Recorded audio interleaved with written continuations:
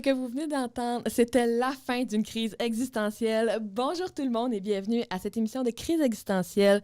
Au micro, votre animatrice Ali Chouinard, accompagnée de sa magnifique co-animatrice Océane. Bonjour Océane, comment ça va? Ça va super bien, Ali. Je suis tout le temps vraiment contente de pouvoir pleurer dans les oreilles de nos auditeurs. Ça fait tellement du bien de juste se vider une fois de temps en temps, puis tant plus le fun de le faire en gang que toute seule. Donc, videz-vous avec nous, ça va nous faire plaisir de vous épauler dans cette crise existentielle.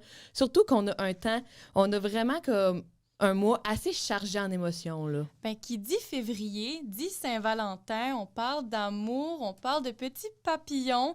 Donc, on vous a préparé un épisode justement rempli d'amour jusqu'au plafond. Ah, puis en plus, le Saint-Valentin, ça veut aussi dire chocolat en rabais à partir du 14 février. Ma partie préférée de l'année, on va se le dire.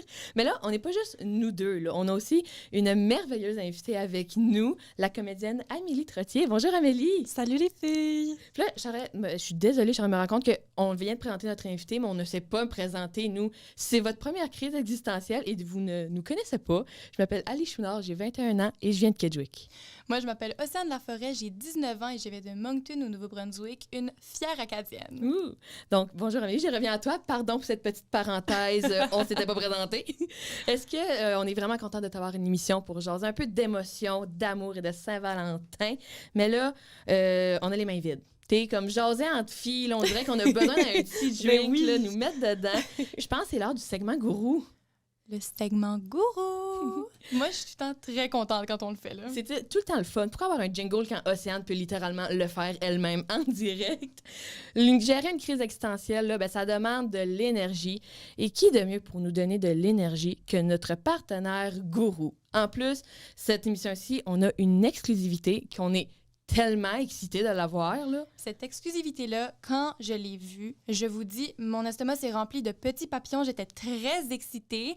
En fait, on va présenter la nouveauté chez Gourou. C'est un nouveau mélange de leur ligne punch aux fruits, mais punch aux pêches et mangue. Magnifique. En plus, la canette est comme d'un bel orange. Genre, ça donne le goût. Et moi, je suis une grande fan de produits aux pêches en général. Je trouve ça tellement bon et j'ai tellement hâte d'écouter, je suis tellement excitée. Mais là, Océane, on a un drink, ma foi, écoute, tout le top. Est-ce qu'on a des verres pour le mettre dedans? Est-ce qu'on met la barre haute en ce moment? Oui. Mais est-ce que j'ai été en friperie la semaine dernière? Oui. Donc, comme à l'habitude, j'ai été nous chercher des verres. Ils étaient tout seuls sur l'étagère. J'ai craqué, je les ai pris avec moi. Mais ici, on a un verre style coupe à vin avec une petite couleur holographique, si on veut. Ça rajoutait vraiment avec le flow de l'énergie, je trouvais. Puis, si c'était pas pour ajouter un petit peu de pizzazz, j'ai décidé de prendre ma colle à ongles et coller des petites perles sur le verre. Parce que pourquoi pas? La colle à ongles, mon Dieu! DIY à part de ça. Écoute, j'ai la regarde, là, puis c'est dans mon top 3, là. Tu t'es surpassé, vraiment, plus t'as mis de l'effort. Mais là, c'est parce qu'on a 2 verres. On est 3. On ne t'a pas oublié. En fait, j'ai mis un effort supplémentaire. Il y a quelques jours, lors de ma dernière crise existentielle, j'ai décidé d'essayer l'art-thérapie et je l'ai mis sur ton verre pour toi. Donc, tu as ici une œuvre d'art. Écoute, les couleurs du podcast, c'est marqué crise existentielle d'un coup que tu oubliais où tu étais ou ce qui s'était passé quand Océane vivait. C'est ça, ce que Océane vivait quand elle a fait ce verre. C'était une crise existentielle. Je suis loin d'être une artiste, mais si jamais tu veux le revendre sur eBay, je me sentirais vraiment pas mal. C'est vraiment d'accord. Donc, je vais nous mettre une petite gorgée. On fait un petit taste test avec vous autres. On n'a jamais encore goûté la nouvelle saveur de Gourou qui est punch pêche mangue. Je suis bien excitée. On voulait vraiment notre réaction crue. On pense vraiment que ça va être super bon. Puis Gourou, c'est super le fun parce que c'est biologique. En fait, la théanine, la caféine qu'il y a dans des thés verts, ça fait en sorte que l'énergie qu'on a, puis l'énergie qu'on s'apprête à se donner, ça va vraiment nous donner un kick, mais un kick naturel.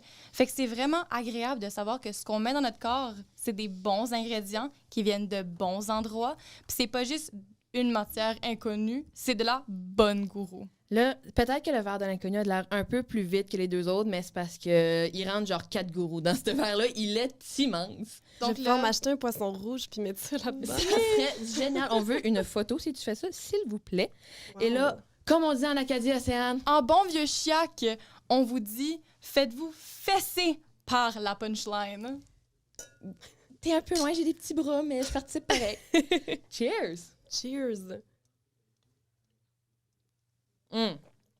Ouh, Wow. c'est rafraîchissant. Elle a vraiment un bon kick. Un bon kick, mais pas non plus un goût prononcé, mais juste assez. C'est pas over the thé. Wow, je suis bouche bée. Over the thé. J'aime que Over le the- lapsus était J'allais exceptionnel. dire de tort, mais j'ai fait un petit jeu de moi en même temps. Wouhou. Mais là, je suis très heureuse de pouvoir dire que cette gourou-là n'a vraiment pas... tu sais, je veux dire, mes expectations étaient super hautes, puis ça les a dépassées. là. Dépassé. Et pour cette 7e saveur, je crois que je suis prête à dire que c'est ma préférée. Je l'adore. C'est super bon. Mais là, on avait une canne pour nous 3. Donc, malheureusement, c'est un petit taste test. Bien hâte de pouvoir en boire d'autres déjà. Mais pour le restant du podcast, on peut pas garder avec des verres vides. Là. Non, c'est plate. Fait que j'ai un petit mocktail. Pas d'alcool, parce que alcool en crise existentielle, un peu messy, pas la meilleure idée. Donc, je vais la prendre tout de suite. C'est une... 2 secondes. Une petite limonade au bleuet que j'ai faite à la maison. From the scratch. Là, j'ai tordu mes citrons là, pour sortir le jus. Là, vous me comprenez. Mais là, je la buvais. Là, je la bois des fois. Ouh. Je la bois des fois, puis je suis comme... c'est bon, mais c'est pas à la hauteur de Gourou et ce n'est pas à la hauteur du podcast Crise existentielle. Donc, je me suis dit, pourquoi ne pas rajouter une Gourou punch aux fruits de leur ligne punch? Fait qu'il y a dans cette ligne-là, il y a le pêche et mangue qu'on vient de goûter, que je suis encore en amour avec en passant, le punch aux fruits et le tropical. Donc, je vais reprendre vos verres, puis je vais faire vous préparer ça. Je suis bien fière de moi. Pendant qu'Ali nous prépare ça, en fait, moi, je suis tout le temps très contente de pouvoir dire que même si Ali et moi, on est basés au Nouveau-Brunswick, on peut se procurer des gourous parce que gourou, ça se vend à la grandeur du Canada. Ça fait en sorte que même si on est en Acadie, à Moncton, on peut s'en procurer. Puis je te dirais que les matins à l'université, ça se fait beaucoup mieux quand t'as une petite gourou dans le corps. J'aimerais dédicacer mon baccalauréat que je vais avoir, mon diplôme que je vais avoir en avril à Gourou, sans qui je n'aurais pas de bac en communication à l'Université de Moncton. Honnêtement, nos cours seraient très longs les matins si on n'avait pas ça dans le corps. Je dormirais le 3/4 du temps, ça c'est sûr. J'ai presque fini. Je rajoute juste la petite Gourou. Puis en plus, comme j'ai dit, puisque c'est naturel, on se sent zéro coupable lorsqu'on en consomme. Donc, c'est petit plus. J'ai terminé. Alors là, je vais te le donner à Céline pour pas qu'on échappe genre ça sur la console. Ça serait pas Absolument. pratique. Je crois que lui, c'était le tien. Et là, on va être prêtes. Là, on va se faire un petit cheers quand même. Puis on va être prête à commencer enfin notre fameuse crise existentielle. J'ai les petits bruits. Cheers. Vous comprenez-vous le petit kick que ça donne?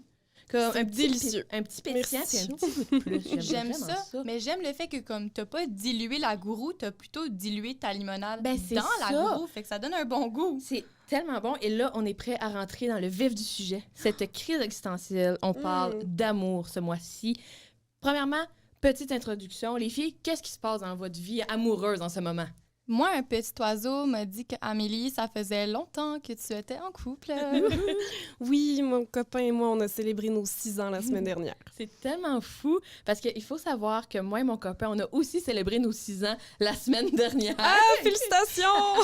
Ça fait combien ça fait 6 ans que vous êtes ensemble. Vous êtes rencontrés comment? On s'est rencontrés au secondaire. On n'allait pas à la même école, mais on a fait un programme de télé ensemble. Puis c'est comme ça qu'on s'est rencontrés. oh, Puis c'est c'est essayé plusieurs fois. J'ai dit non 3 fois avant de finalement dire oui. Écoute, persévérez, croyez en vos rêves, tout le monde, c'est possible. Une femme qui sait ce qu'elle veut, c'est une femme top Ouais, tier. ben, On aime ça. J'avais dit qu'il atteignait pas mes standards, puis qu'il était pas... Tu sais, j'étais comme là, non, là, je veux pas de relation, ça me tente pas. Puis finalement, ben, il m'a convaincue. Fait qu'il s'est amélioré pour toi. Oui, C'est vraiment. le fun. Puis toi, Céane, qu'est-ce qui se passe? Moi, ben, je suis un petit peu plus nouvelle dans le jeu de l'amour, dans le sens où moi et mon chum, ça fait juste 8 mois qu'on est Ah, mais ensemble. quand même!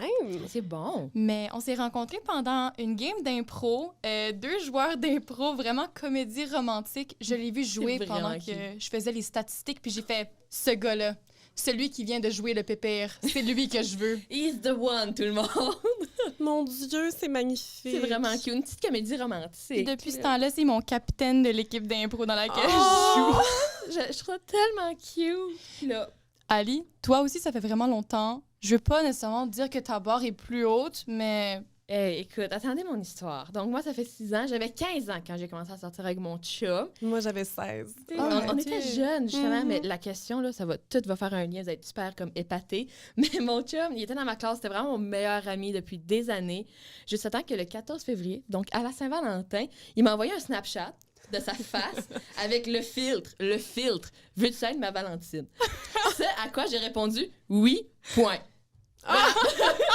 Et depuis, c'est l'amour fou. Depuis, on habite ensemble pour un chat. Fait que ça va bien. Nous, on avait un chat, mais j'étais allergique, fait qu'on s'en est débarrassé. Ben, Le chat a pris le bord, mais pas le chum. pas le chum. Hey, écoute, c'est quand C'était même soit meilleur le que chat moi. ou la blonde. Il a fallu qu'ils choisissent. Il a fait le bon choix, je pense. J'espère. Donc là, Océane, it's time. Le temps C'est le temps. de la crise existentielle? La question existentielle. Comme la question. Comme la question existentielle. La question existentielle. Êtes-vous prêtes, les filles, pour la question existentielle? La voici. Est-ce qu'être en couple jeune peut nous faire passer à côté de quelque chose? Est-ce qu'on peut un peu manquer des expériences qui pourraient nous faire grandir, peut-être? Je vous laisse répondre. Moi, je vous avoue, ma réponse est assez claire. Puis, pour moi, c'est non. Je pense pas qu'être en couple jeune, ça fait qu'on manque d'expérience. Au contraire, je pense que ça nous fait plus grandir parce que pour rester longtemps en couple jeune, surtout à notre époque avec les médias sociaux, ben, ça fait en sorte que c'est beaucoup plus difficile. Puis il faut améliorer la communication, il faut trouver des manières quand on trouve qu'on est trop pognés ensemble, qu'on se sent étouffé. Il faut trouver des manières de vivre ça autrement. Puis moi, mon chum puis moi, on est quand même... Il me fait super confiance. Puis en tant que comédienne, tu sais, des fois, j'ai quand même des scènes d'intimité avec c'est vrai. des inconnus ou d'autres mondes. Puis il est très, très bon avec ça. Là. Il est super confortable, super à l'aise. Il me fait super confiance là-dedans. Puis après, ben moi, je ne vais jamais dépasser les limites, puis je vais jamais faire autre chose. Puis on se donne aussi la liberté, tu sais, d'apprécier la beauté des autres. Ben oui, tu peux regarder, mais pas toucher. Exactement. C'est comme un menu. Une fois que tu as commandé, tu es en train de manger. Mais comme tu peux still regarder, tu sais, tu voilà. vas pas nécessairement commander, mais tu peux observer. Mais quand le C'est ça. serveur passe avec l'assiette de la table à côté, tu regardes le lunch, là. Puis là, t'es comme, ben c'est bien meilleur ce que j'ai pris. Je suis bien mieux contente avec mon assiette que je serais ailleurs, tu sais, vous comprenez? Exactement. Puis toi, Océane, t'en penses quoi?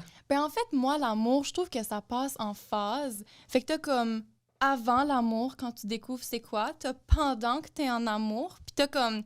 Hopefully, avec mon chum, il n'y aura pas de après l'amour, mais comme... tu sais, je veux dire, mais t'as toujours comme l'amour de toi. Fait que je me dis que peu importe si je suis avec mon chum ou je suis pas avec mon chum, il y a de l'amour pareil. Moi, je vais rester avec mon chum. Petit parenthèse, si jamais il est en train d'écouter, je t'aime beaucoup.